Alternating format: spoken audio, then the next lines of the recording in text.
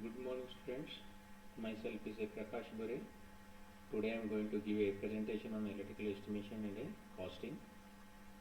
That is subject code is 15W5040 unit 2 service mains. So define service.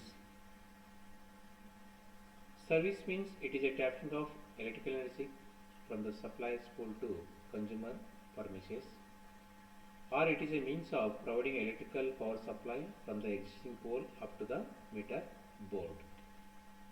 Means here to providing a power supply to the customer from the existing pole to the consumer premise or meter board. Here the service wire or service line we have to connect into the LTE line. Simply we call as a low tension line or also called as a secondary distribution line. This secondary distribution line is connected to the secondary of the distribution transformer, and the primary of the distribution transformer may be connected to the 11 kV line. Means here the distribution transformer is connected between the primary distribution and a secondary distribution. Why? Means the primary is consist of a 11 kV line. This 11 kV line voltage should be stepped down to the 440 volts, and that is for a 3 phase, and 230 volts for the single phase. So here the secondary of the distribution transmission line terminals should be taken along the street road or side of the customer house or up to the load point. So here the same line, there is a different types of customers is there. 3 phase power requirement customers is there, single phase power requirement customers is there. So as per the need of the power consumption of a customers, on that basis we have to provide the power supply. If 3 phase power supply is there, we have to provide a 3 phase supply with a 4 wire, and single phase power supply requirement is there, that is for lighting, we have to provide a 2 wire single phase supply. Here this distribution line, or simply called the LT line, for supporting of this distribution line we are using a supporting poles. So these poles we call as a existing poles, or we call it simply as a support poles. From this existing poles through we have to provide a power supply to the consumer meter. So here the point we have considered here, the distance between the existing pole and the consumer meter, the span length should be minimum 30 meters. If it is more than 30 meters is there, so there will take a losses in the service line. Why? Means we have already know that in the first year basic fundamental subject of BEEE, we have studied that how to find the resistance value, that is R is equal to rho L by A. So here the service main lines, the area should be constant is there, only the variable parameter resistance and a length. So when area is constant, then resistance will directly proportional to the length of the conductor. When length is increases, resistance will be increases. When resistance increases, then we will take a voltage drops across the service lines. So therefore this power, this voltage we have to provide to the customer.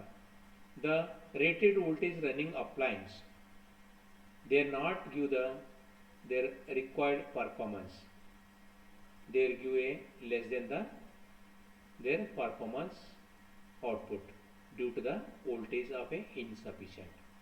Not only the performance, and sometimes the voltage drops, automatically the current will be increases. When current is increases, then I square loss will be takes in the winding of the machines.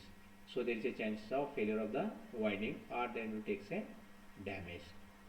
So due to these reasons, we don't allow to more than 30 meter the span length between the existing pole and the meter boards.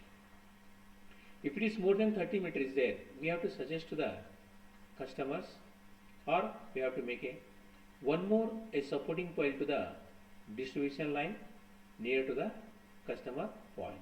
From that pole we have to give the service to the customer for giving a power supply. So there the distance will be minimized, then voltage will be at a sufficient as per the rated. So in this way we have to provide the power supply to the customer. And if it is an underground system is there, so within 60 meter we have to provide the power supply. And one more thing here, when the underground system is more than 60, it can't be given to the power supply to the customers. And here the overhead service lines to be taken to the side of the customer house along that, and sometimes there is a restriction is come or obstruction is comes, there is a distribution line should be part of the house should be carrying. So the customers they will be hooked between the two poles to take a electrical power supply. So where they are making hooks or temporary connection, their connection is not a permanent, it should be a loose connection, then it takes a spark. So this spark will be create a voltage drops across the distribution line. On the same line there is so many customers there, so those customers the effect of the drop of voltage will be their uplines. So therefore to don't allow to the giving a permission between the two poles of a center for giving a connection to the customer supply. And due to that reason the government now have planned, so in place of using a bare conductor, so now they are using a insulated distribution cable nowadays. So this drawbacks can be avoided of a tapping of a or hooking of a connection to the distribution lines. So here we come to know that, so why the service mains can be provided to the customer means to give a accurate rated voltage to the service main to the customer premises or consumer meter boards. Next I come to that, whenever I have to providing a power supply to the customers, some rules should be given by the government. So those rules we have to follow at the time of providing a power supply to the customers. So what are those rules? Simply we call it a code of practice for the service mains. Means when we are to providing power supply, some rules should be followed. So what are those rules? First rules, the service line from overhead line should be tapped only at the point of a support.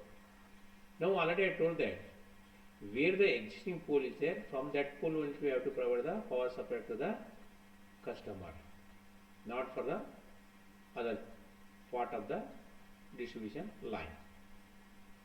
The next point, the overhead service line should be within a 30 meter length. Already I told that the span length, that is the distance between the existing pole of the distribution line and the customer meter, between the length should be up to 30 meter, not more than the 30 meter. If it is more than 30 meter, already I told that as per the formula R is equal to rho L by A. When area is constant, only if length is increases, its resistance is increases, corresponding voltage drops also takes in the service line. So therefore this will be to reduce the performance of the machines. So therefore don't allow to the more than 30 meters. And next, if underground service is there, up to 6 meters should be permissible. The third point, always we have to use a service wire as a insulation wire, that is a PVC double sheathed cable with a high voltage grade. So this service wire is providing from the existing pole to the customer meter. So there is the ground clearance means the bottom of the service conductor and between the earth. The ground clearance should be 5.7 meter. Else somewhere in restricted or obstructed place there may be 4.3 meter will be allowed, not more than the 5.7 meter. The ground clearance should be maintained. Next, the fourth point, the leads of a service wires, it should be taken to a service pipe to the up to meter board. Here the service leads taken into the service pipes. The service pipe depend upon the number of leads and a diameter of the cables. On that basis you have to select the service pipe with a 2 meter length and 3 mm thickness. Next, the meter board must be always placed at the entrance of the room at a height of 1.5 meter.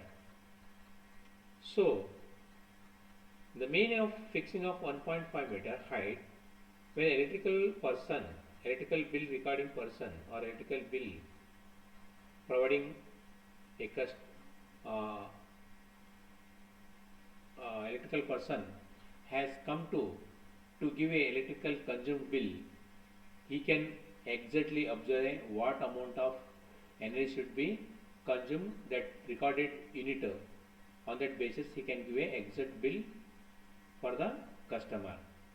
Sometimes we have seen that these energy meters can be fixed at a height of 2.5 meter, 3 meter or maybe 1 meter. If more than 1.5 meter the height our energy meter is fixed, if the person height is less than 1.5 meter is there, he can't exactly see what amount of energy should be consumed by a person or unit. So therefore he can give a wrong bill. He can give a wrong bill. So therefore, do not allow to fix a more than 1.5 meter board or below 1.5 meter also. It should be restrict the fixing of energy meters. And one more point we have to consider here, when the energy meter should be fixed at entrance of the door, sometimes the owner maybe went away, the relatives or maybe going market or some other place. In that time, if the door is locked is there, the electrical bill person has to come to give a electrical bill. When door lock is seen, he can't provide a electrical bill. In such case, the electrical company has put a interest on the existing month of the bill, and next month the existing present month bill and previous locked bill, it may become more than the normal coming bill. There may be chances of complaining or argumenting to the electricity board. So therefore, the government has restricted to placing the energy meter inside the entrance of door. It should be put outside the entrance of the door. So that is, we have to fix a energy meter at a height of 1.5 meter. The next point, when the meter earth should not be tapped the other earthings. The main purpose of earthing should be to provide a leakage current or fault current. It can easily pass to the ground too, without any affecting a serious electrical shocks. So here, this earthing of a meter board should not be tapped to the other earthing purpose. Okay, so why means it may be any inter fault is takes place that will affect our network system. So therefore, this earthing point should not be tapped to the others. So here one more point we have to consider, that whenever the earth point you have to make that always the earth resistance should be less than 1 ohms. Why means the current should be easily passing through the ground. If any fault or the leakage current takes place, if a person is contact the electrical conductor he can't get a electrical shock. Why means the normally the human body resistance should be around 1000 ohms is there, but earth resistance should be less than 1 ohms is there. So therefore always the current should be selected easiest path. Means our earth resistance is less than 1 ohms is there, so therefore the current will take say through earthwise to the ground. If the person is contacted with the leakage current or fault conductor current, he can't get a electrical shock. Why? It's essentially more than the earth, so therefore he can't get a electrical shock. So therefore always you have to use a earth conductor for the leakage and fault current for carrying to the ground without affecting the electrical shock to the person. Next we come to the when the total load exceeds more than 8 kVA, the single phase loads. So in place of taking a single two-way supply system, so we have to provide a three-phase service connection to the customer. All the three phase we have to put a equal distributed loads, all the three phases. Next, if the load is increased more than 5 kVA, we have to use a ELCB circuit in the service main lines. So here when leakage current or fault current takes place, this earth leakage circuit breaker should be trip the circuit, means to stop the power to the load, and not only stop the power up to the load, and also it should be save the life of machines and to avoid the wasting of leakage current. So therefore ELC circuit should be provided in the electrical circuit when the load is increased more than 5 kV. Here the main aim of this providing a service to the customer without interruption of a power supply. We have to use a power supply from the existing pole to the consumer with a good service watts. Okay, so for dealing of this content or this collected material from the following reference books. The first book, there is Electrical Design, Estimation and Costing by K.R. K.B. Raina and K.B. Bhattacharya. Second, Electrical Installation and Estimation Costing by J.B. Gupta, and Electrical Estimation and Costing by Raghavendra Rao. From these reference books, I have collected the what the presentation or what the deliver the topics, that material is collected from these books. So detail further in depth of knowledge is required. So please all the students, you have to refer to the following these books and to get a knowledge. Of any others, any doubts, if any is there, so please you have to make a contact with WhatsApp and through our mobile numbers. And also, so thanks for today to completion of class, and tomorrow class I go to different types of service.